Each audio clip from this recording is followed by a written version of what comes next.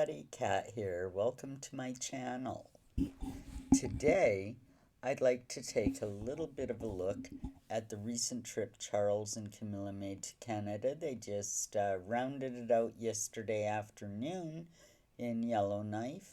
When they arrived on Tuesday, they landed in St. John's, Newfoundland.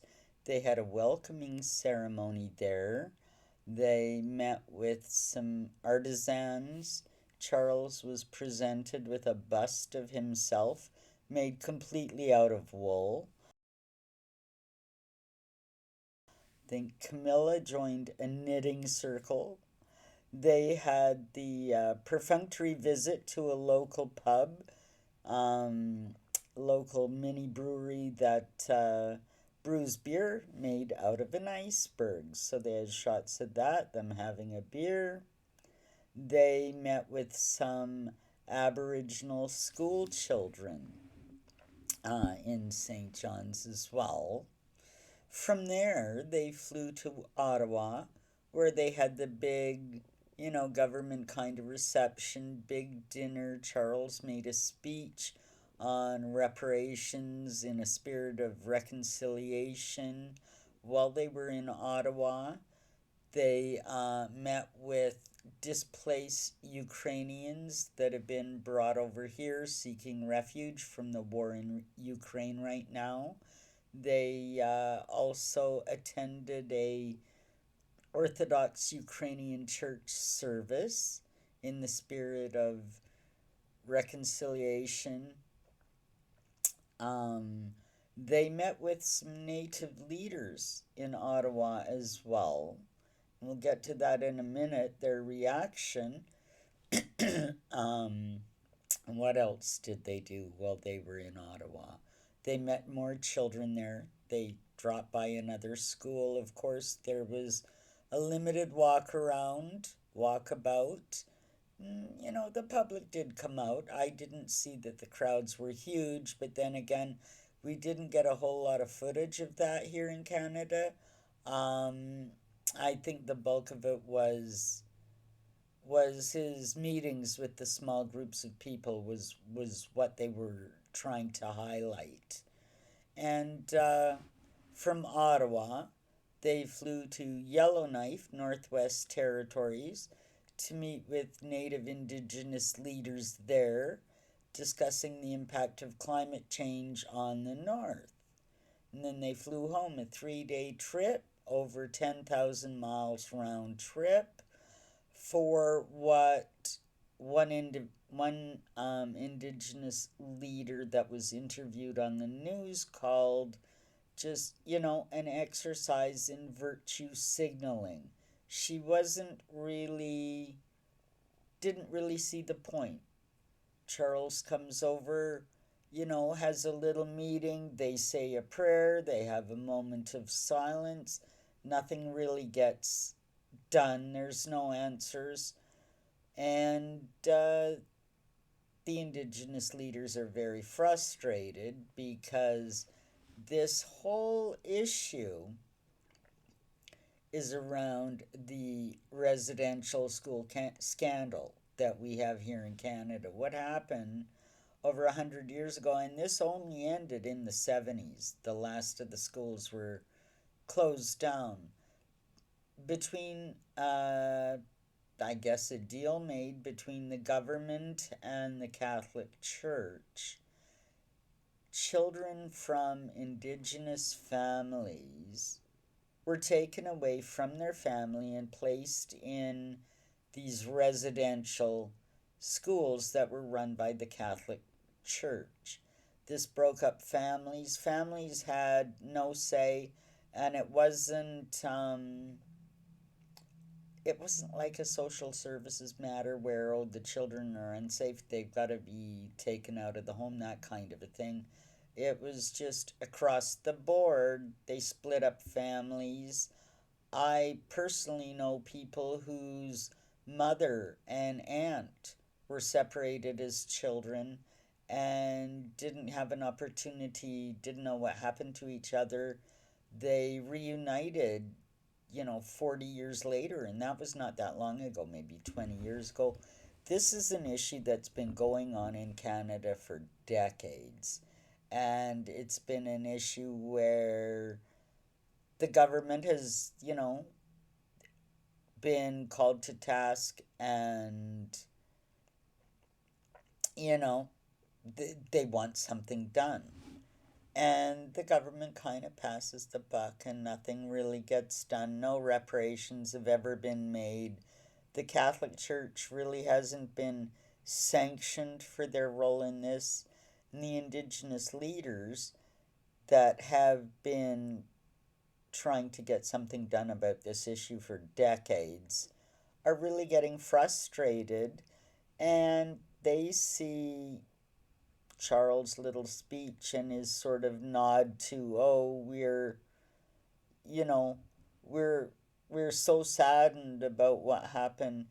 Those are just words and virtue signaling. And really, like we know Charles is all about climate change, so of course he's going to come to Canada and talk about climate change. That's a given.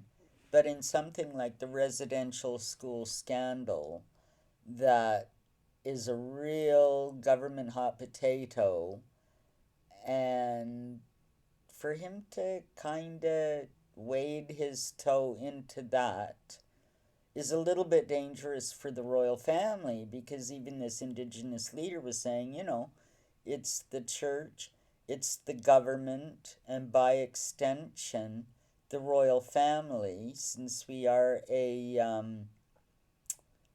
monarchical parliamentary system here that mimics the British system, and she's our queen, she's our head of state. Um, so, by extension, and it's not like the royal family never knew what was happening here. It's not like this issue just popped up, so Prince Charles addressed it the other day. Um, the Queen has been over here as early as the 60s with Prince Philip at the time, um, and she visited a residential school in BC. So it's fact that she at least knew of their existence, and by extension of that, bills that are passed and government issues over the years, she would have known. Maybe not the extent of what was going on, but she would have known something was going on. This is not a surprise to her.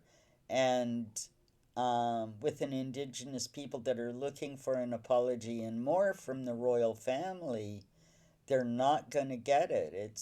They're not going to be satisfied in any means. So I really think it was a mistake for Charles to even address this on this trip. I think he should have, just straight from a PR point of view, he should have avoided it completely. But, you know, there he goes. Has to talk about it because it's the flavor of the day. Got to address it. Every bit for a couple of years now. Everything has been about reparations for this and that and tearing down statues because we don't like what this guy did 200 years ago. In here in Canada, changing names of universities and street names and that sort of thing, so we don't have to think about what happened. It's so scary and triggering. And this whole kind of woke agenda thing woven into the fabric of what's going on right now, they're eating themselves alive because they're never going to be satisfied. There's always going to be something that bothers them. And revising history and removing history so you maybe don't have to think about something awful that happened in the past. It doesn't work. It doesn't work. Culturally, it's dangerous, and it's a futile exercise. It really accomplishes nothing. It just spends a lot of taxpayer money, you know, and the woke kind of they back himself into a corner too. And even with this with an issue like the indigenous issue here, you can only play a victim so long. You can only be triggered for so long. If you want to get rid of the history, erase it, and never talk about it again, which is one of the things they say. But on the other hand, they want everybody to feel guilty for what they've done. My life is shit because of all, your relatives 200 years ago, and by extension, that's you too. And you got to be guilty for everything that's ever happened because, because I'm in a particular social group or whatever, I have the right to be mad at you about everything. And, this is kind of what's going on. And it's absolutely ridiculous. I don't hold guilt for things that were done 200 years ago. Sure, we got to look at history and we got to learn from it, and mistakes always will be made. You're supposed to learn from them and do things differently in the future. You can't, on one hand, this is what the woke do. On one hand, they hold on to all that horror, or perceived horror of the past, and wear it like a banner, and oh, I'm a victim, my special interest group was hurt by and we're still hurt by this, and it's your fault. But on the other hand, you know you can't pay everybody off that's angry.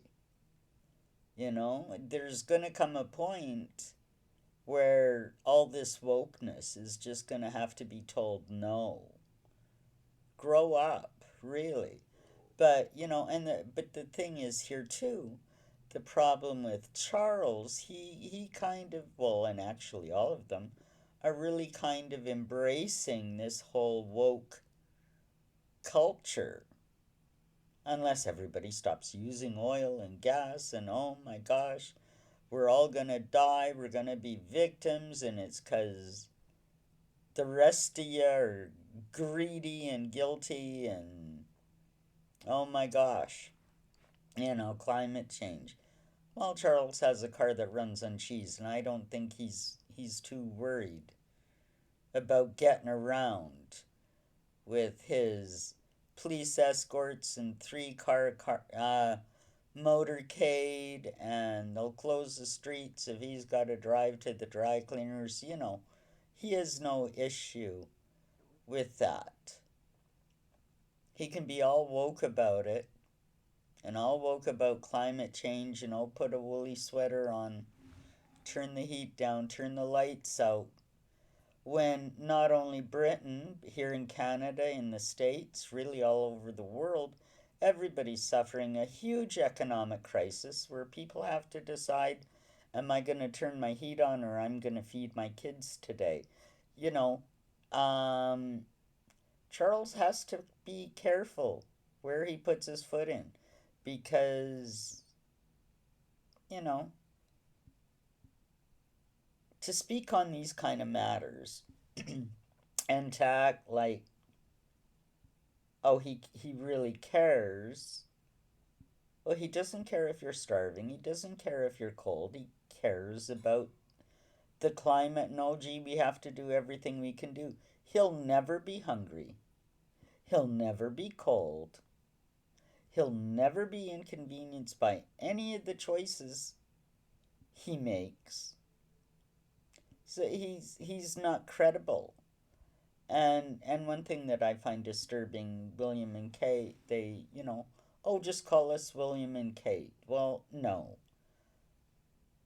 everybody's sort of looking to them as this has got to be the new face of the royal family. But if they're going to pretend that they're so down to earth, I mean, that's one thing people like about them. They're a little more down to earth than Charles is. You know, they come across better with the public. But you can't have a monarchy that you're supposed to look up to and hold in any sort of esteem when they're going around saying, "Oh, I'm just a regular guy in my velvet slippers at a premiere, but I'm just a regular guy, just call me William." It doesn't work. And this is more of that sort of woke philosophy that I see seeping into the royal family. And I know we criticize Meghan and Harry all the time for all the antics that we see them do. But they're just, he's got his travelists. Oh my God, ethical travel and climate change. They're really not that different.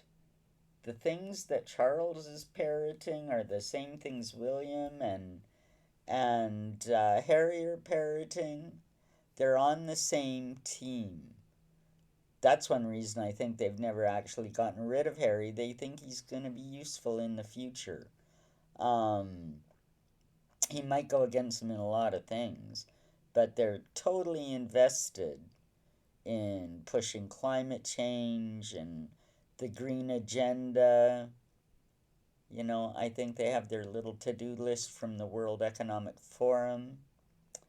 Um, so yeah, Harry still, for all he's doing, when it comes down to the real important stuff, he's still on the same team. They're still pushing the same thing, and that's why I think he's still getting support. And I don't know. I don't like the direction I see the royal family going in. I think it's a real big mistake. I think the more Charles pushes himself into political issues that he should be staying away from, I think that's a problem. I'd love to know what you think. Just leave me a comment and we can continue this discussion.